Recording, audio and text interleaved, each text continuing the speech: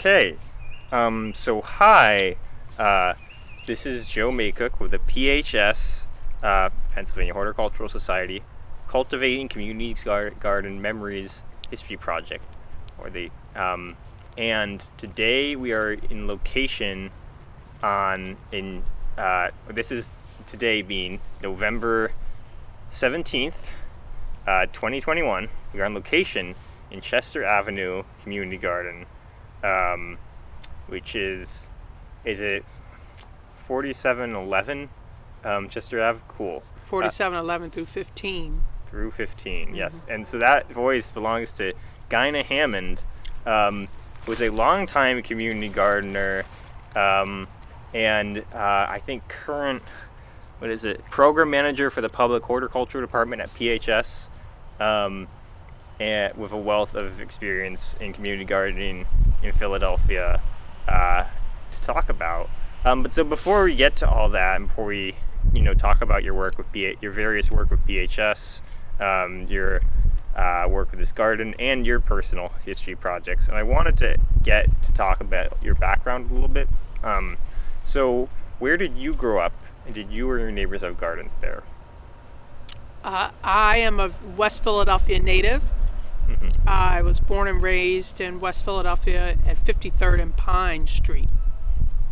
Okay, so that's not very far at all from where we are right now. But so what gardens were around you growing up in West Philly?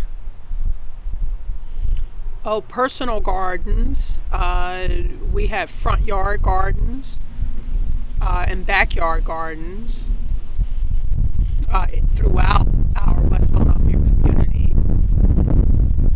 I don't recall many community gardens. Okay. But so what are your first memories of gardening? Well, my first memory of a community gardening Part of it was here in Chester Avenue Community Garden. At the time it was called Squirrel Hill Community Garden. And my friend who was at Temple University also, she and I decided that we wanted to garden together. And so we became members of this garden that was establishing.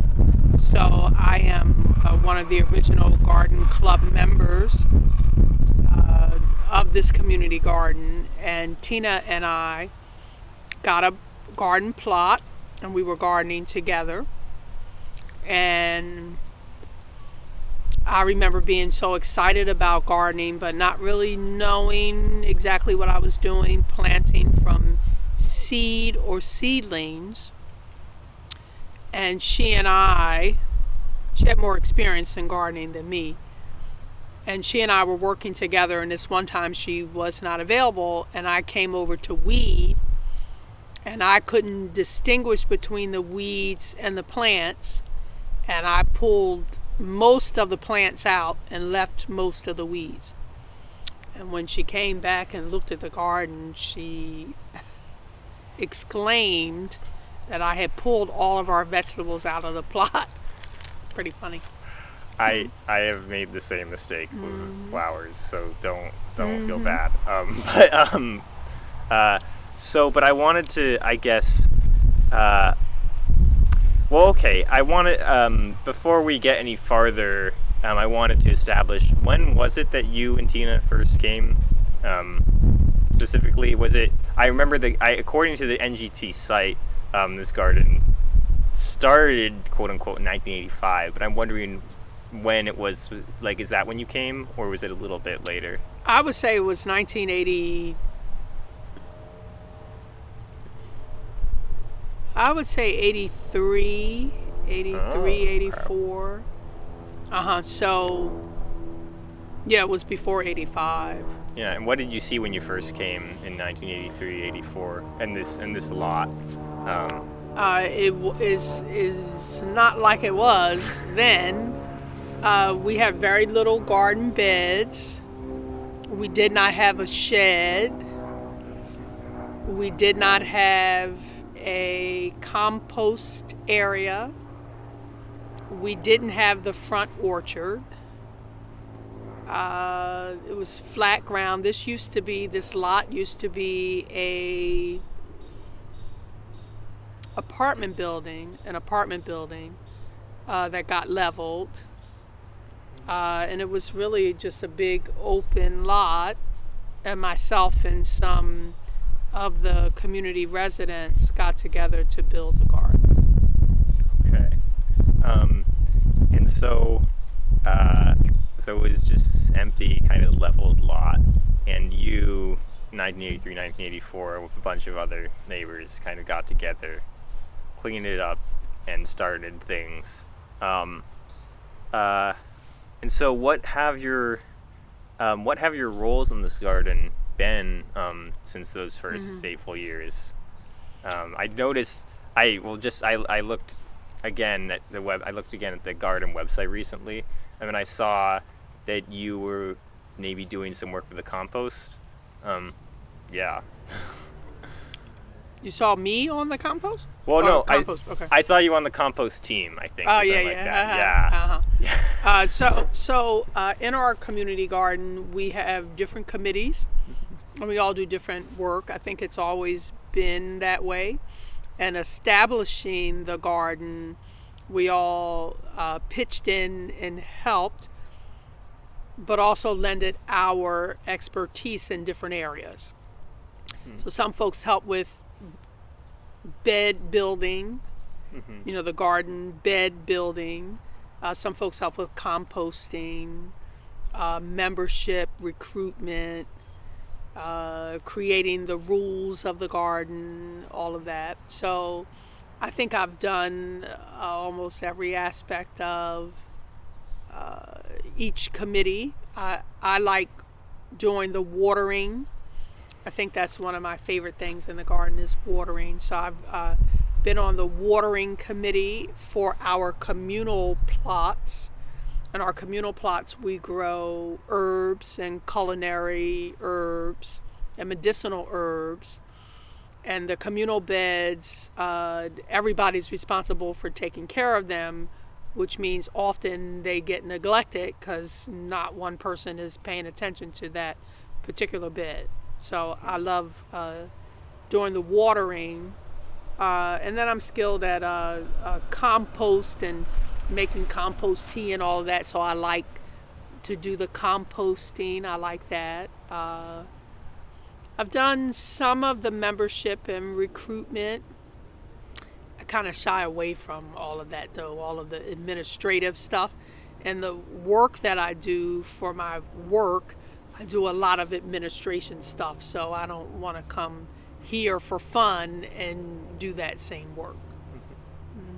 It's partly a get out of that work headspace for you, right? And escape a little bit, but a little bit though. But I guess there's a lot I want to ask you from that. But I guess the next place in my mind was going is.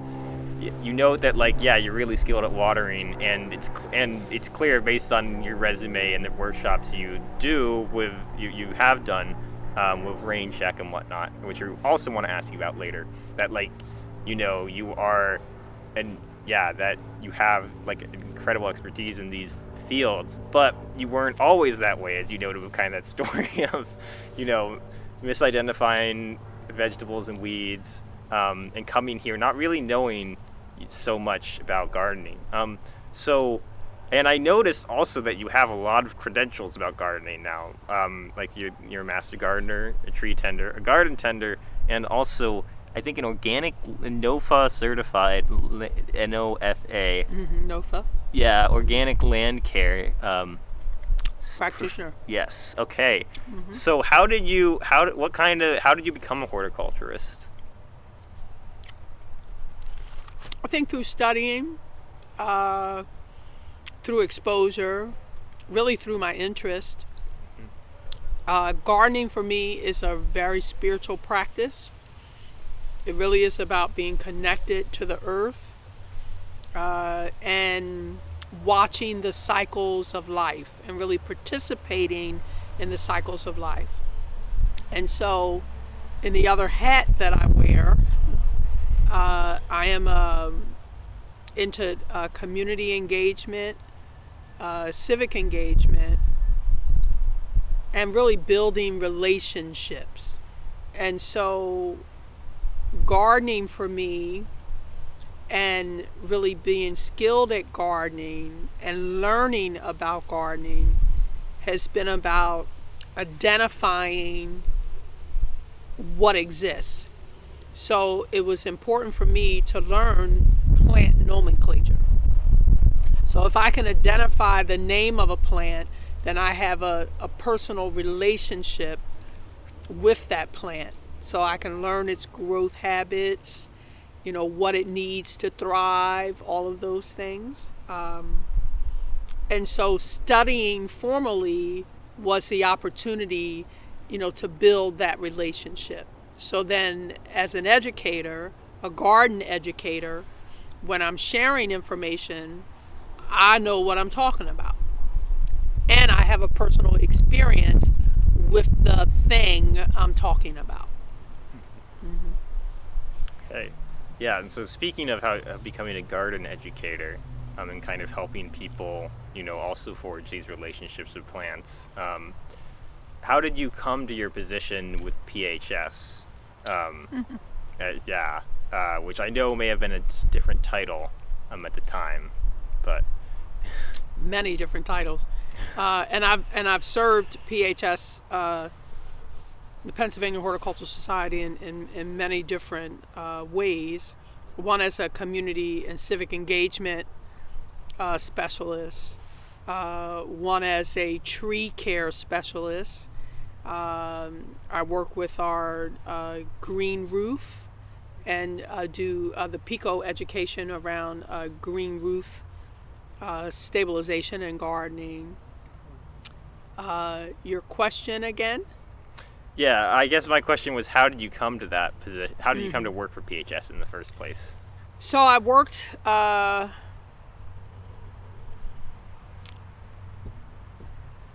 with an organization, an LGBTQ organization, as the director of education, and at that time was laid off and was job hunting and try to figure out, well, what do you like? What do you like to do? What are you good at doing? And I started researching horticultural institutions, and at the time PHS had an opening for a community engagement coordinator.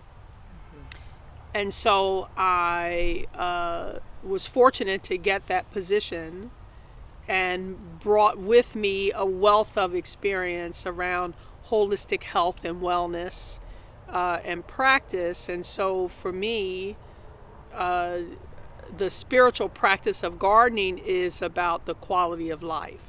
And so to do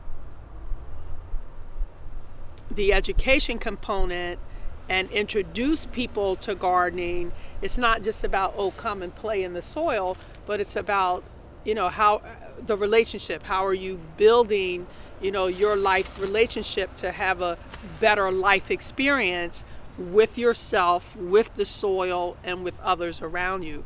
And so when I look at the cycles of life, birth, maturity, old age, death, you see that mimicked in gardening all the time.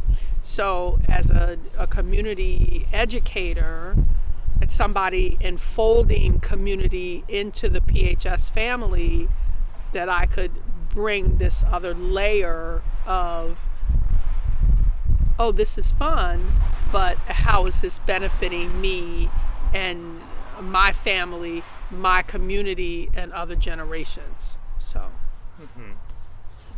you're spreading, you're making those lasting connections between people and the land they're working with, and that of course ripples outward, into their community, their descendants, etc. Okay. Let me see. I guess a couple Well, I guess at this point we can quickly maybe touch a little bit on your work specifically with Raincheck, because I thought that was very interesting.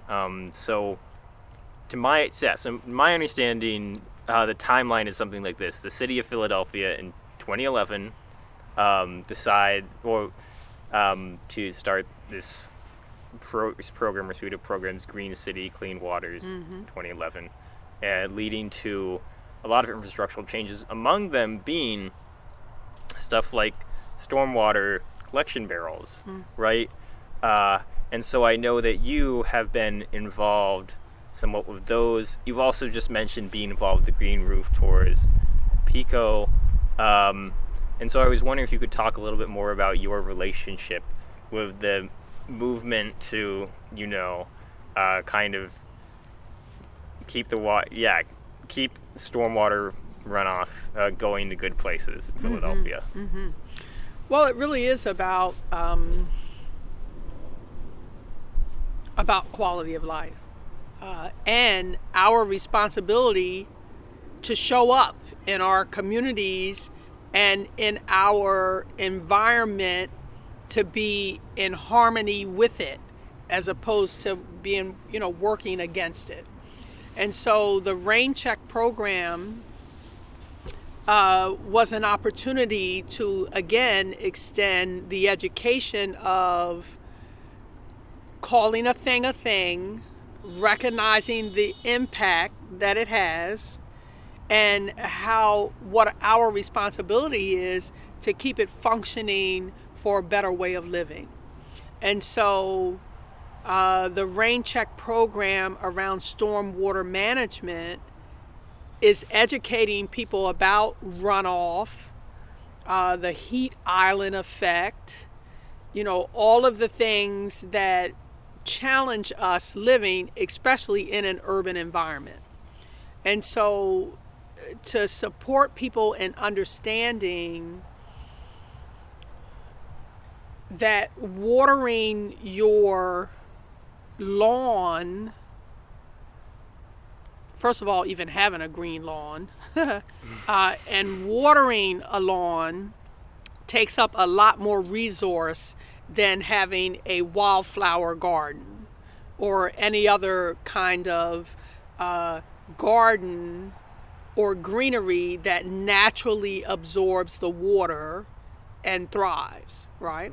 And so, it's about language. So, and it's about simplifying the language so that people can understand and can see themselves in the experience.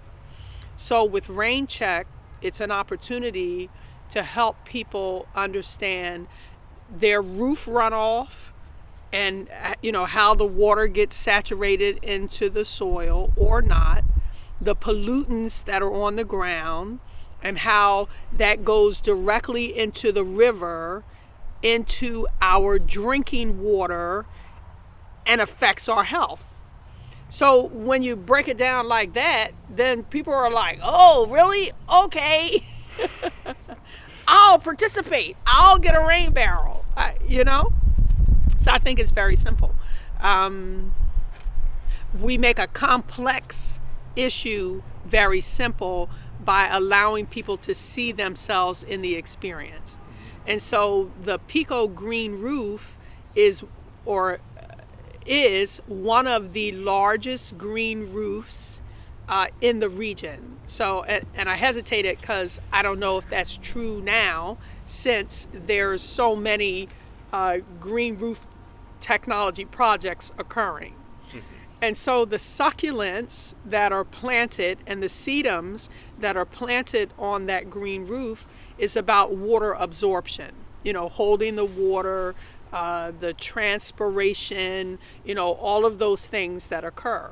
And that green roof is really super fantastic.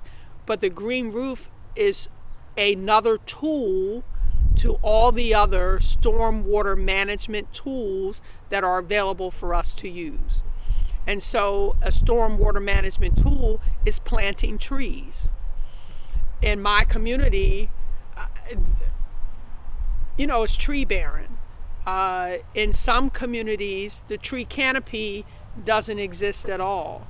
And so in some communities, people are suffering with asthma, attention deficit disorder, just ugliness in their neighborhood, like all of the above. But if I plant a tree and allow that tree to do its work, then I'm helping the environment and I'm helping the quality of my life and the life of others around me. And so again, it's about the education of that. And so sometimes folks, they don't want a tree because, they think the tree's going to tear up their sidewalk and break their pipes and all of the above.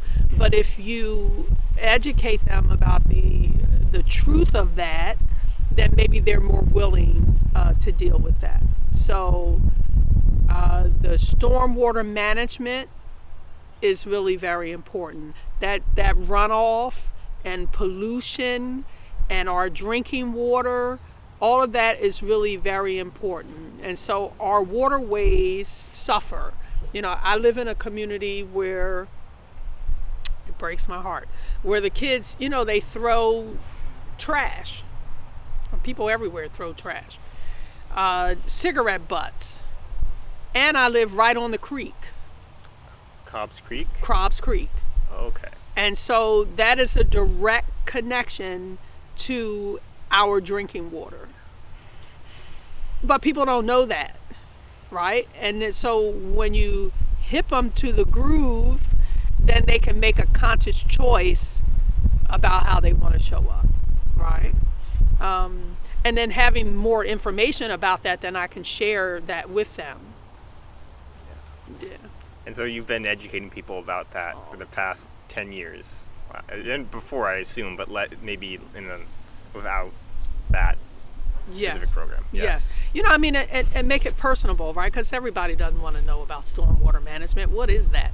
But, but a neighbor who's outside dumping waste, and I live on a downhill slope, and the water's running down and going right into the river, and the little patch that the water department puts on the sewer system that says, this water goes directly into the creek, or this waste goes directly into the creek.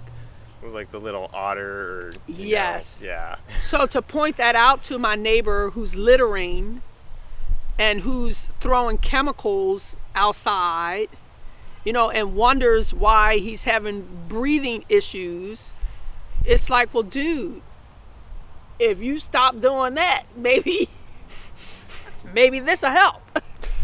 So yeah. Yeah. So that's kind of, thank you for providing that really in-depth look at what your job entails, and at least in the the stormwater management side, and translating that into a personable approach that people can understand as important to them in their community. I feel like right now what would really help me, I think, is we've talked about your garden and clearly, and we've talked about the importance of plants for making the environment better, making your neighborhood better. It would be really cool if we could get a tour of the garden, and if you'd like to do that, if there's any spots you'd like to show me, or any, yeah. Okay. Show me your setup. Sure. Okay. We're going to go to the compost area. I think that would be fun. Okay. Oh, then I can throw my orange peels away. Yeah. Okay.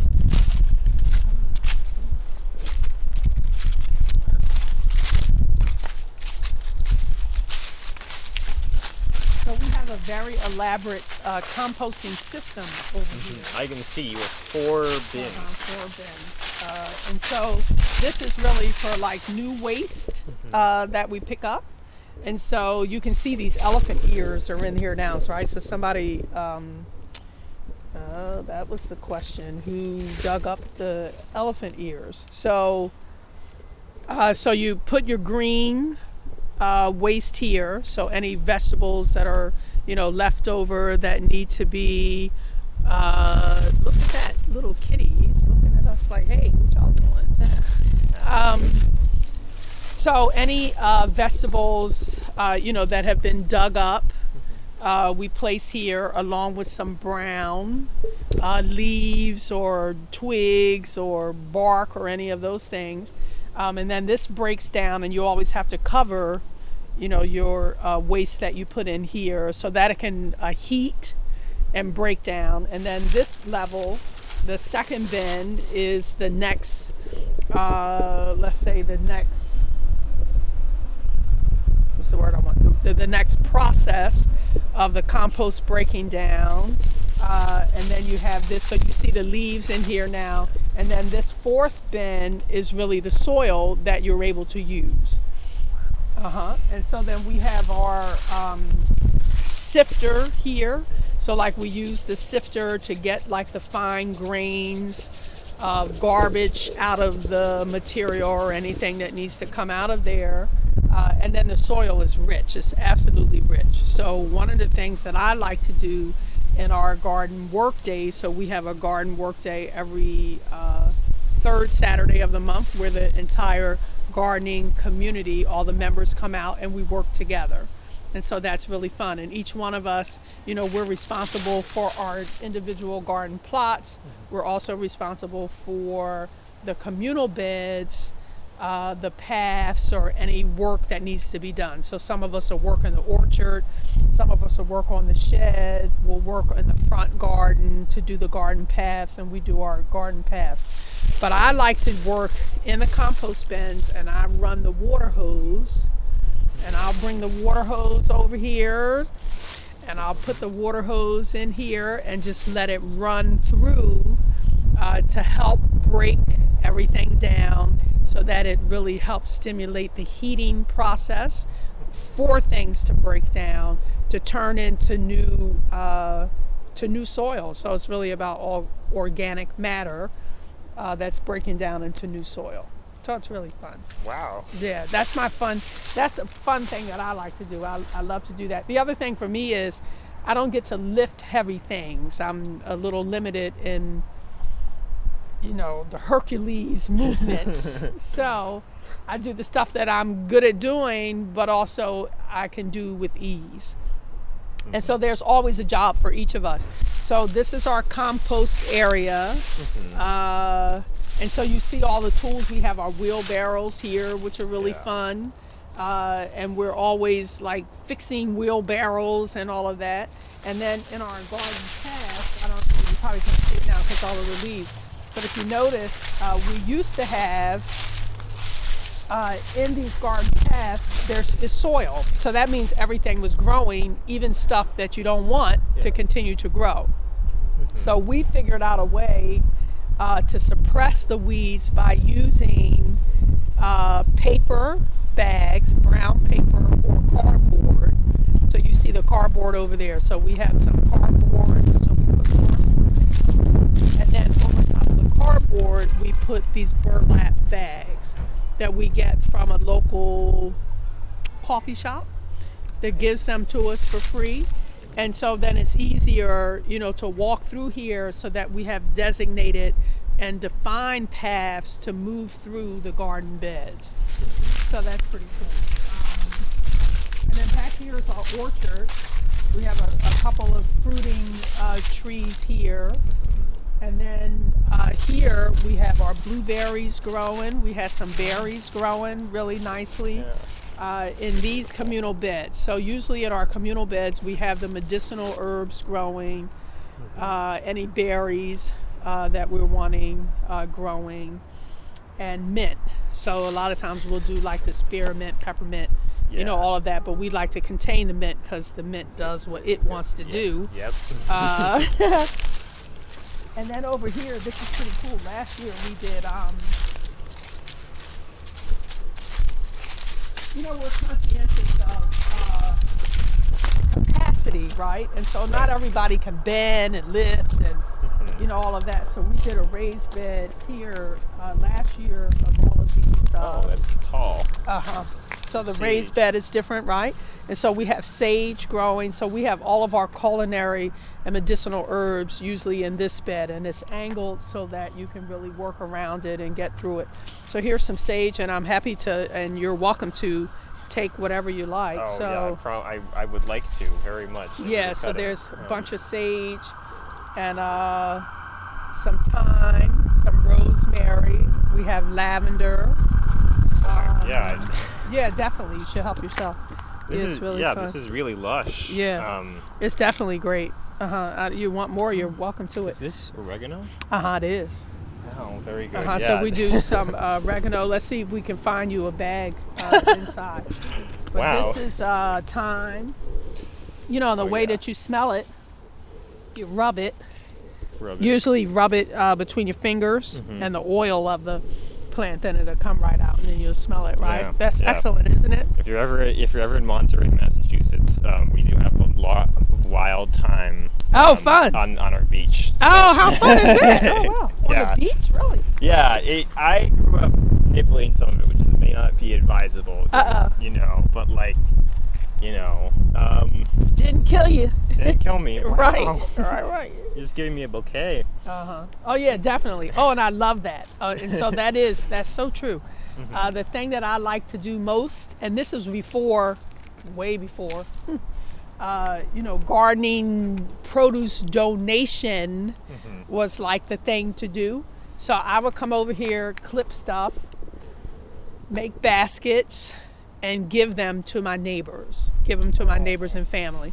And so usually at harvest time, I come over and do baskets of tomatoes and herbs and peppers. I grow award-winning peppers. And, do tell. What kind of peppers? Oh, I love the habanero. That habanero, that Scotch bonnet is the only one.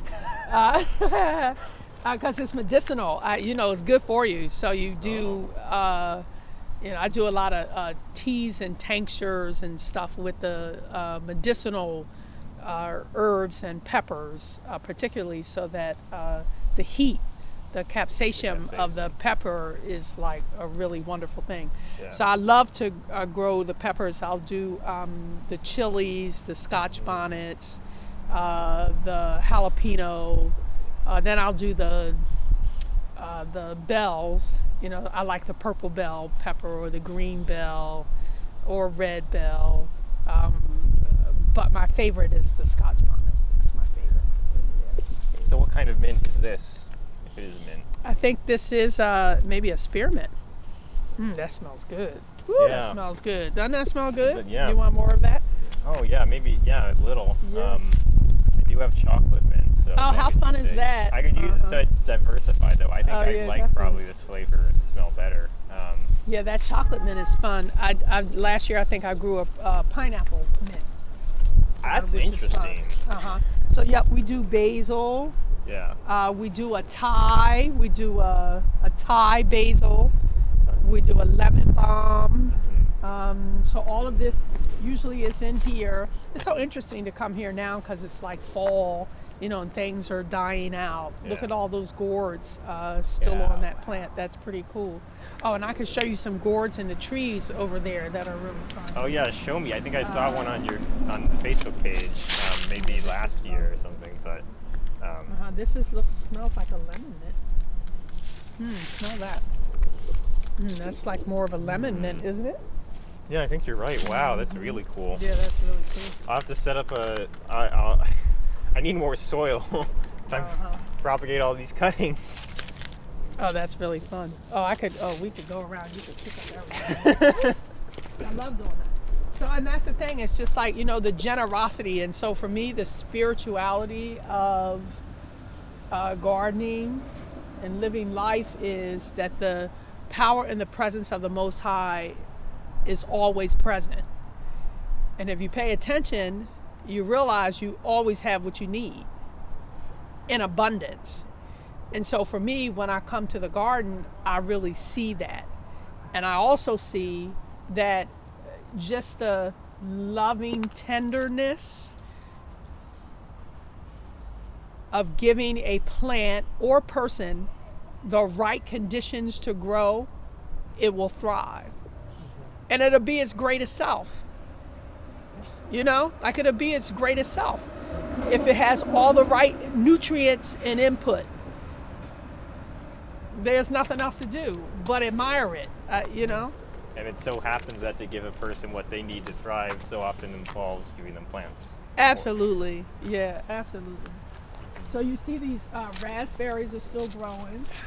Wow. And then over here, and so what's fun in our garden is that we do, you know, we have a lot of pollinator stuff going on. And up here in this garden now, we just this summer did a pollination garden. And we work with the John Hines Wildlife Refuge. A lot of their volunteers came out. The youth came out and worked with us and helped us make new beds for plantings, specifically for pollinators. So that's pretty cool.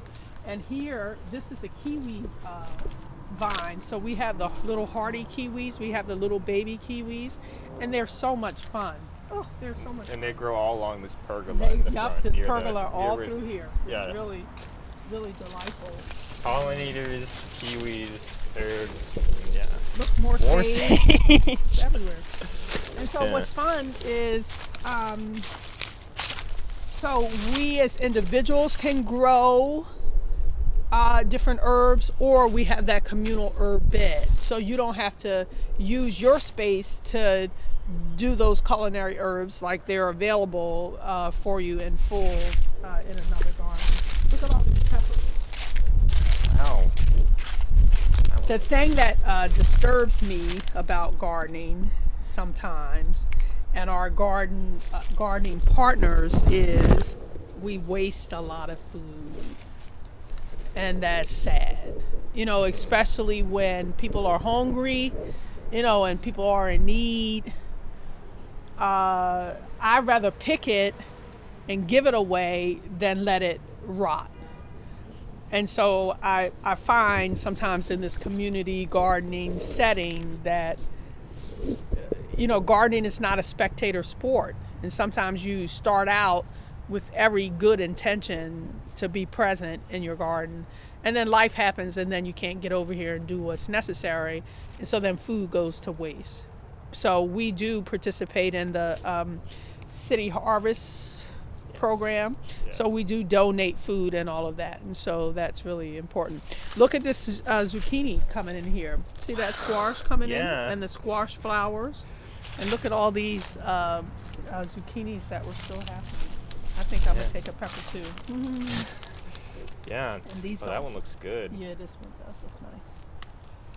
Like a little red as well as the green. That's because it's mature and it's ready to come off of here. Yeah. And I don't know whose plot this is, so you know, we Wow, thank you. Yeah. Yeah. So yeah, so we have a nice shed. We have a beautiful tool shed here, which is really fun. Wow, look at this shard coming in. Yeah. And so what's fun, sometimes people will garden in the winter, and they'll do the cold frames, you know, and put out the cold frames so that stuff will grow, vegetables will grow over the winter. So that's really fun. Usually by the winter, I'm not coming out here doing all that. You're curled up inside. Do that. So, but our tool shed, we have a wonderful tool shed. We just got a new lock here, so that's pretty cool. I can see it's all painted yellow on the outside. It's really a cool tool shed. We have everything. We have all of our equipment for gardening here. So a lot of watering cans. yeah, we have good stuff. We have our row cover in here, and that's yeah, that's really important because we have a groundhog infestation in the summertime. And I'll say it's an infestation because one of them is not welcome, so a whole family definitely isn't welcome. But they come in and they eat everything. They ravish our garden, and so that's really hard. And so we do try to capture them and release them at another location, and so that's a little much. But our tool shed is pretty cool. Yeah, a lot of rakes, a lot of shovels, and some hats even. And then up front here, well, this side is the biggest block. We got to go from the other side. Oh. You know, we have our seating area. which is really fun. We have a fire pit, and so we have a grill, and so sometimes we do, community events. We open the garden to our community, the residents in the neighborhood, or the Girl Scouts or the Boy Scouts come and hang out, so that's really fun. Each year, the Jewish community rents our space here to do a sukkah, where they do the journey, I think, throughout at a particular time. Maybe it's in September. I'm not certain when the sukkah is. But that's really fun. So they build a village out here on the front grounds. And so in the summertime, especially this year during the pandemic, more people came into the garden and came and hung out. And so that was really cool. Yeah. It's a fun space. It's a loving space. Yeah. Yeah. It's really it's a cool. big space. Mm-hmm. Good stuff. And so we have flowers in the garden too.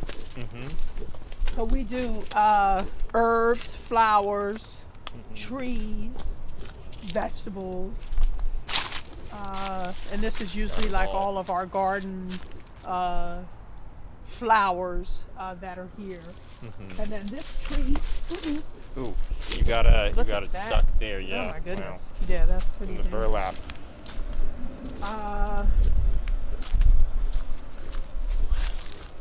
This tree has gourds. See them? What? Wow, this is amazing. I've never seen a tree with gourds before. Oh no, isn't that fun? Yeah, and they're gigantic. They're like They're the gigantic. size of, Oh my size God. of a head. Oh, definitely. You should see the ones I took home this summer. They are like as big as me. Really, I'm not exaggerating. Look at those. I mean, they're just fun, right? They're really fun. And a couple we had to cut because they were so big that if they fell and clunked you in the head, you would be knocked out. Yeah. Well, apparently people die every year from that from coconuts. So Oh, really? It. Yeah. Oh, yeah, really? More people are killed every year by coconuts than sharks, I believe. Wow. Yeah, I could see that. Well, with these, it's just like, woo, I got one at home. It's like this big. But then we had the long neck gourds. The real 4 long neck feet gourds, or like a 4 feet. They really are. I have them on my table at home. And they look like they're great to make instruments out of, like a kora or, anything. You can make a nice African instrument out of the gourds. They're pretty cool. Yeah, they're really cool. That's cool. Yeah, so it's a fun area. Then we have our water. So our water is all in ground. Okay. And we have water stations throughout the garden.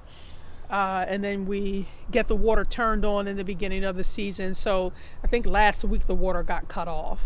And our next garden work day, is it this coming Saturday? Is this coming Saturday? So it is to like put the garden to bed. Yeah. Yeah, put the garden to bed. So all kinds of stuff. Yeah.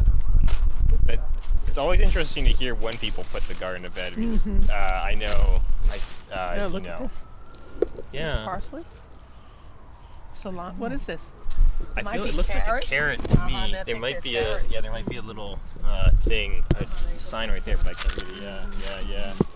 I love carrots. So I'll say that I've been gardening for like 30 years or more, but every year I learn something new.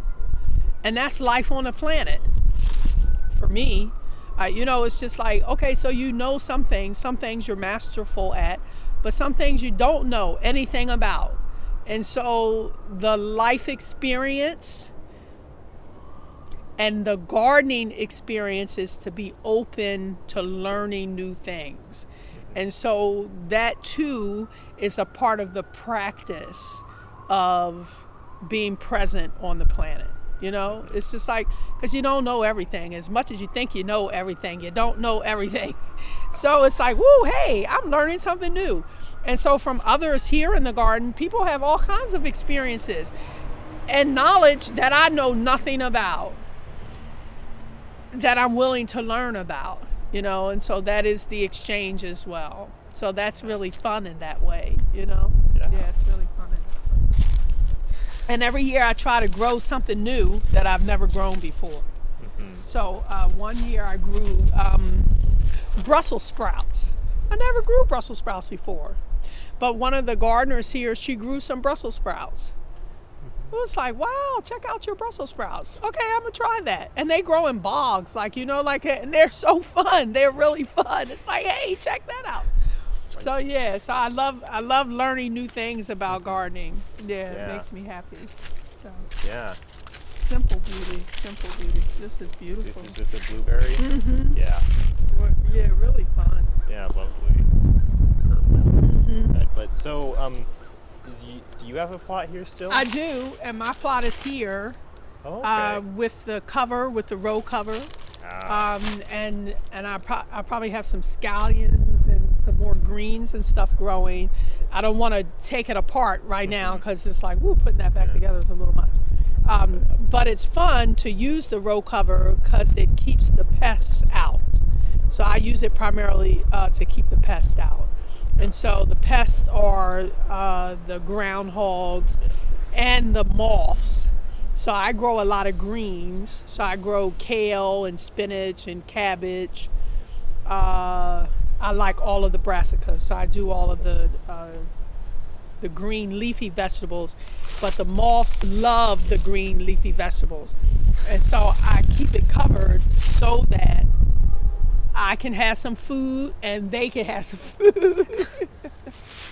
Yeah. You know, it's like. Oh, I know. That may be. I Gotta get that. might have to get one of those covers. Oh yeah, the row covers are excellent. Yeah. Did you saw the thing in there? Yeah, I mean, I'm happy to cut you some, and you take some, just however the measurement is. And what's nice about the row cover is, the light still gets in it, the water still gets in it, the sun still gets in it, but it protects your plants and it keeps the pests out. So that's pretty cool. Pretty neat. Yeah, it's a good way to do it. Yeah. And you're right next to the figs too. Oh yeah, and so the figs have been a challenge for me. Look at all these wonderful green tomatoes right here. There's a lot of fried. That's a lot of stuff to fry right there. Like honestly, really. I don't know. We gotta get you a bag. Yeah. Oh, you have a bag. Huh? I do. You know what? I'll get my backpack. Okay.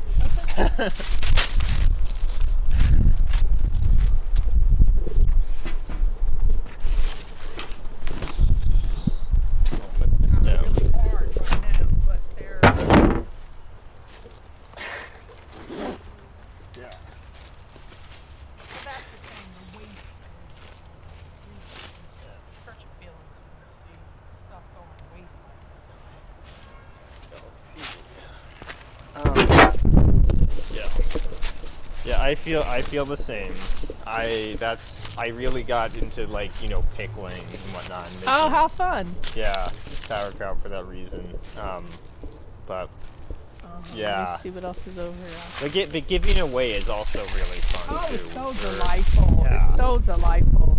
I love that. I love giving food away. I like the sharing of it, and I find, and I hope this is true, but I think that gardeners are the most generous people because I think they get the reciprocity, the give and receive, and that's what the land does. It gives and we receive, and we keep giving, with our time, our attention, our support, and then the yield is always bountiful. It's all, and sometimes the crop doesn't act right, and it won't grow, and all of the above. But then you focus on something else that you have plenty of. That's the life experience. Like sometimes you might not have what you need, but then you look around and it's just like, oh, I ain't need that anyway. Oh, but instead I have this. So yeah. That's really cool. So, look at these tomatoes. Yeah, little ripe red tomatoes in the middle of November. How fun is this? Look at that. Yeah. Wow. That tastes good too. That tastes good, doesn't it? Yeah. Yeah, that's fun. Yeah. I got all kinds of stuff in here. I know I do. Yeah. So I do need to come over and clear, my space and put the garden to bed for the winter. And you were talking about the fig. So I feel like you also mentioned the figs briefly in relation to your plot. Oh yeah. So we cut this fig tree back because it takes over. It does take over, I can see. and so that in the summer, then I get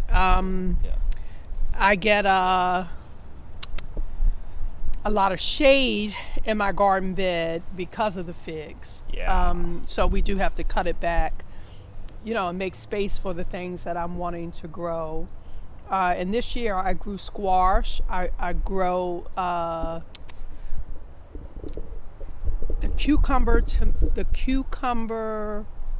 the lemon cucumber.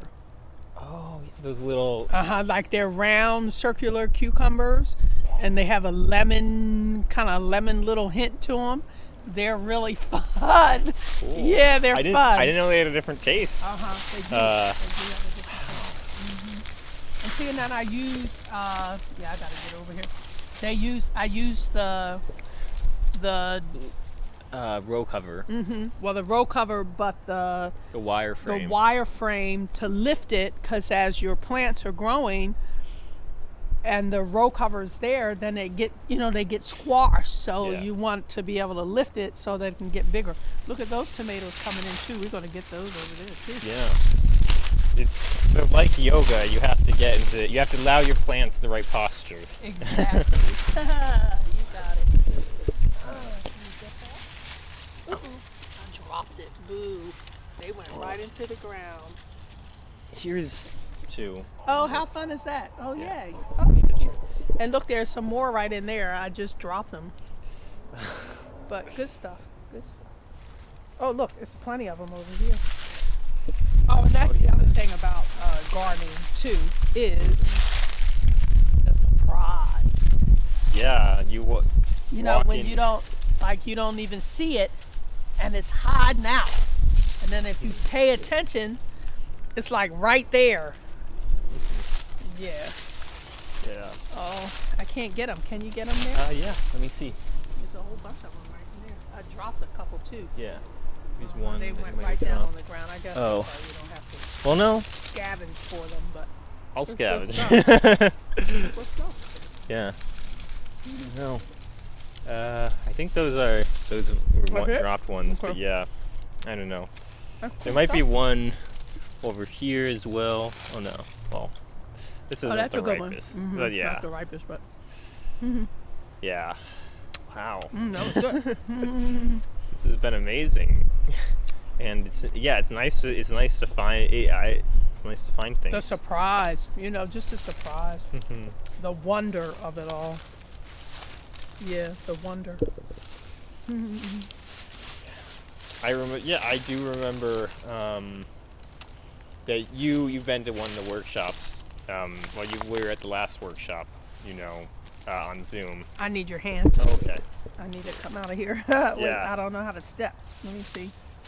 I Um, can see stuff I'm getting ready to step on. I don't want to step on it. Okay, Yep. thank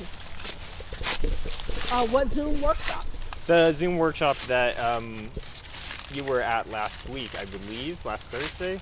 And so I was just thinking your words right now about the wonder and the surprise of it all really remind me of Vi's.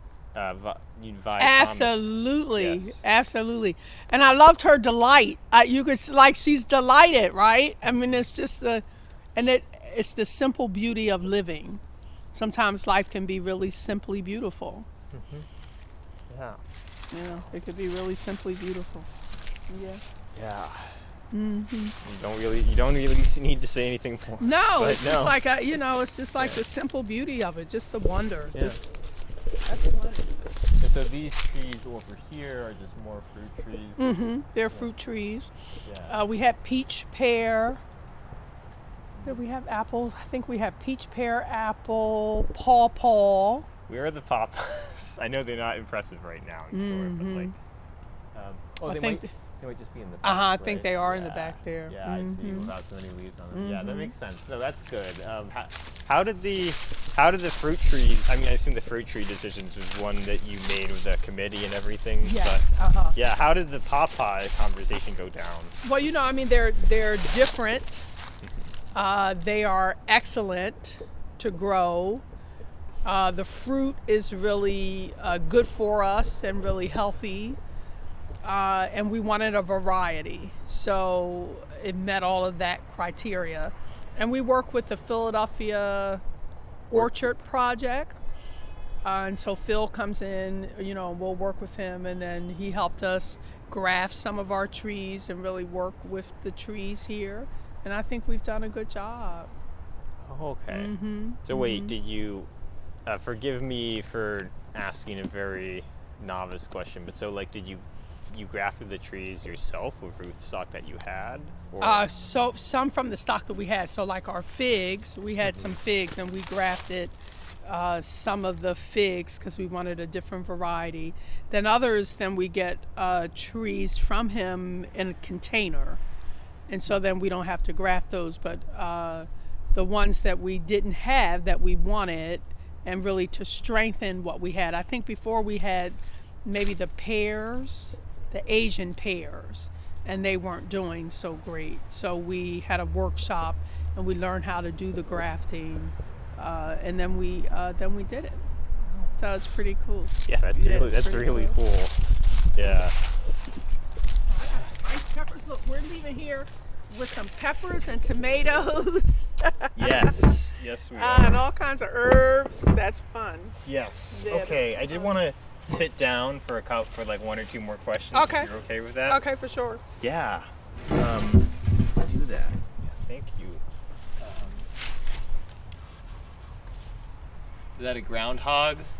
Oh, Or- probably. Or maybe a cat or something. I don't know. That was interesting to see the cat over there in the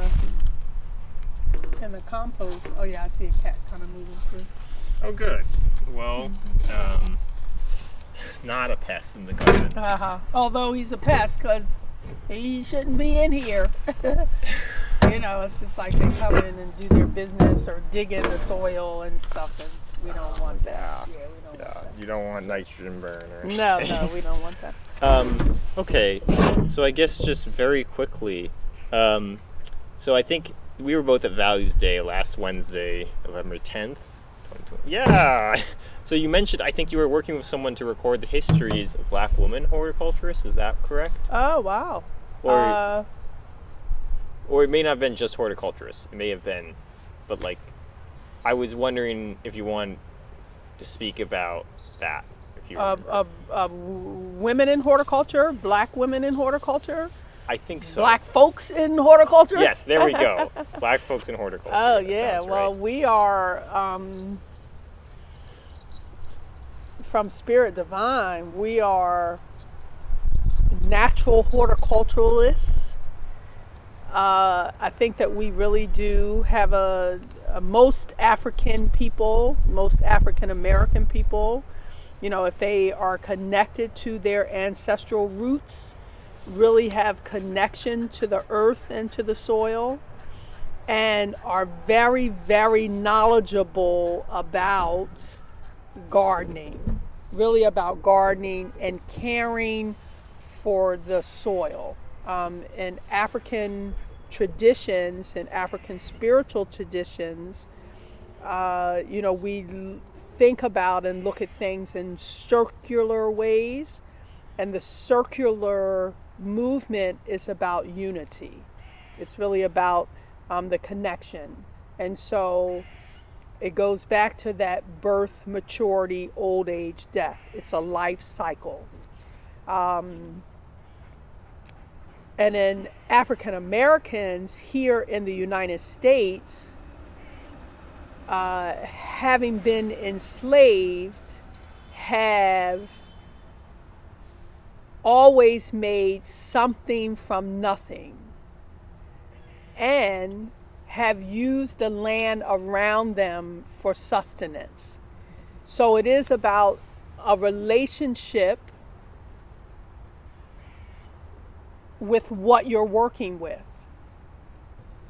And it goes back to what I said about being able to identify and name a particular thing. So if I know that that is pygmathemum or mountain mint, or that's a maple tree, and I can call it by its name, then I have a reverence to it and for it. And African American people have always been connected to the soil. And it is a spiritual practice for us. And so to uplift that and pass those traditions on about the medicinal properties of plants. You know, we may not have been able to go to the doctors, but we know what, like the native people know, to go into the earth and pick a particular plant for a particular ailment or illness. And that has been through practice and experience. So our grandmothers, mothers, fathers, you know, have passed that knowledge on. And if you've been listening and had experience with those plants, then hopefully you're passing those things on to your children's children and beyond. So yeah, I mean, people are knowledgeable, and just because we may not be formally trained in the world of horticulture, you know, because horticulture is this the discipline and industry of horticulture now, in my opinion, is this highbrow formal training. But who's to say that I am more knowledgeable than that farmer who's been working the field for 50 years, who clearly has a different relationship with life on the planet than I do. So I get this textbook knowledge, but I may not have the hands-on experience. And in my mind, that hands-on experience is far more valuable than some experience I've read in a book and have no experience with. So yeah, I think that that's really very true. It saddens me today to think that some folks, some African Americans, don't want to garden, or they feel like, you know, it's it connects us to our captive past. And in some regards, yes, it does. But we were connected to the earth far more, way before we were enslaved. And so, you know, if you can move beyond the hurt and pain of that experience and recognize the knowledge and the history and the culture that exists, then I think that helps it continue to move forward. Wow. Yeah. Thank you for that. Oh yeah, it's true. It's good stuff. Yeah. Mm-hmm. And so you are working on are you working on a project to capture this history? Yes, absolutely. Yes. Yeah. Absolutely.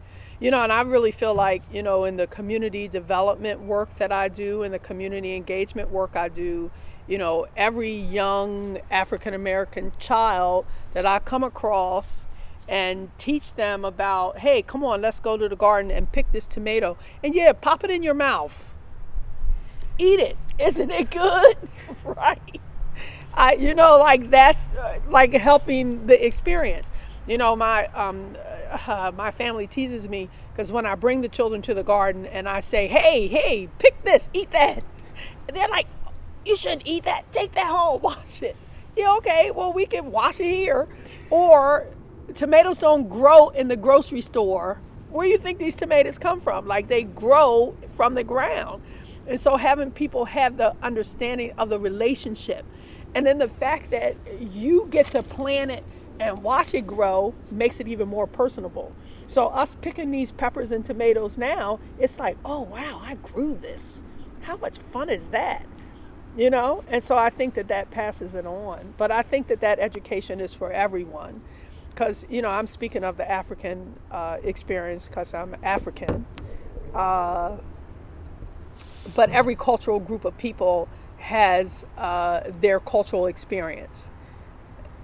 And the more you're connected to that cultural experience, the richer I think the experience becomes. And so like the recipe swapping stuff is really about the expression of who you are and how you use what the Creator has given you. Yeah. And so recipe swapping is something that you do a lot in this garden. Mm-hmm. Yeah. Mm-hmm. Okay. Yeah, I do it in this garden. I do it with friends. I've taught classes on things that you grow in your garden, like how do you use what you're growing, Because sometimes people, they grow stuff this chard, they'll grow it, or spinach, and they'll grow it, and they think it's ornamental and it's cute. Yeah, well, that's cute, but you must not be really hungry, because if you were hungry, you would be eating that right now. So I did a class one time with some African American women elders who had not been gardening, and the woman had diabetes and some real other serious health challenges, and wanted to change her lifestyle. And so I taught her about gardening and like the things that she could grow, those brassicas, like start doing kale, start growing some kale, some superfood, and juicing it. And she would say, I'm not drinking no greens. What? I'm not. Okay, so let's try it with this and put that with that and this with that and spice it up with that. And then she told me every day she would make a green drink now. And she absolutely loved it. So it's just really about the exposure and also sometimes permission, just the permission to give ourselves the opportunity to have fun. Yes. Incidentally, of a mosquito. Oh, yes. Is he getting me? Sorry, yeah. I'm sorry, I didn't want to interrupt. No worries.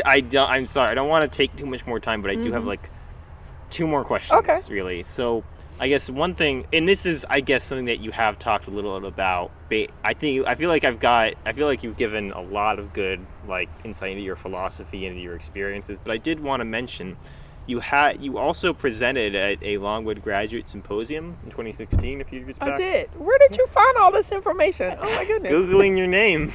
For real? Yes. There's a PDF of the program up there with like a short description of you and everything. Get out of town. Yeah, it was like, and it said that one of the reasons why I was saying that you might be here, you might have, like, guessing that you might have been here later than 1985 is because it said you've been gardening for 28 years or something like that. So. Wow. Yeah. So I wanted to ask you. That's a trip. Yeah. Oh my God. Could you talk just a little bit about your presentation, Community Gardens as Agents for Change, and Civic Engagement, which was about Mantua Peace Garden? Mm-hmm. Yeah. And so that woman that I'm talking about, she was in the Mantua Peace Garden. She lived right directly next door to that garden that was an overgrown, vacant lot for years, ugly. And we came in to do some gardening education. And I went door to door, knocking on people's doors, asking like, hey, are you interested in gardening? Would you like to learn about gardening? What are some of the things that you're challenged with? And unfortunately, in some African American communities, the health disparity is great. People are suffering. It's awful. And they're suffering from like conditions that don't have to be so, right? So high blood pressure, obesity, diabetes, asthma, all of those things. And this woman had all of those things. And she couldn't even walk from her front door to the vacant lot that was directly next door to her because of asthma. And she was suffering for years. And I worked with her about just changing your diet. Come on, let's change your diet. Let's get in the garden and grow some different things. And, and she absolutely loved it. She loved it. She loved it. And unfortunately, she's passed away since then, but the quality of the last years of her life improved immensely.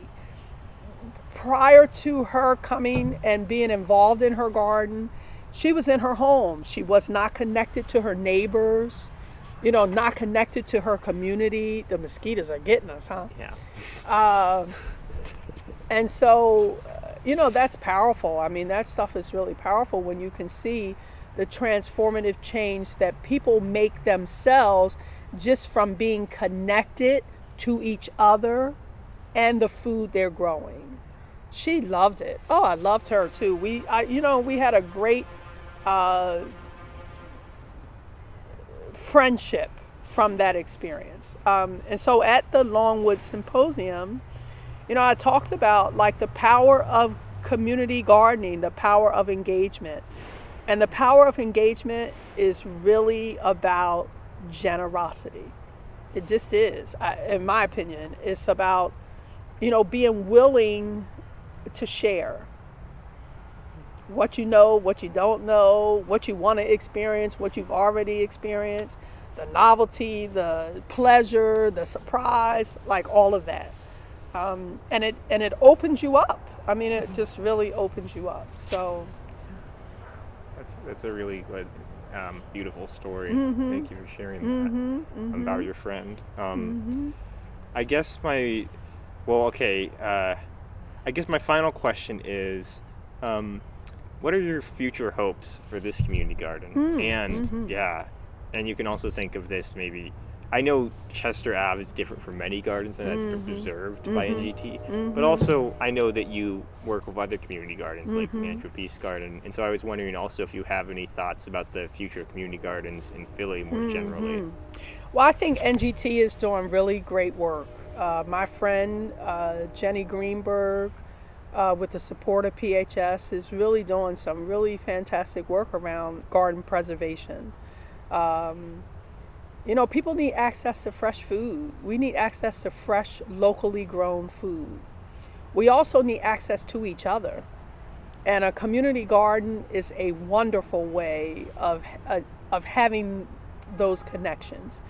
And especially during the pandemic, if anything that I learned, I feel like I already knew this, but even more so now, is the importance of our relationships and that we need each other. We all on the planet, we need each other.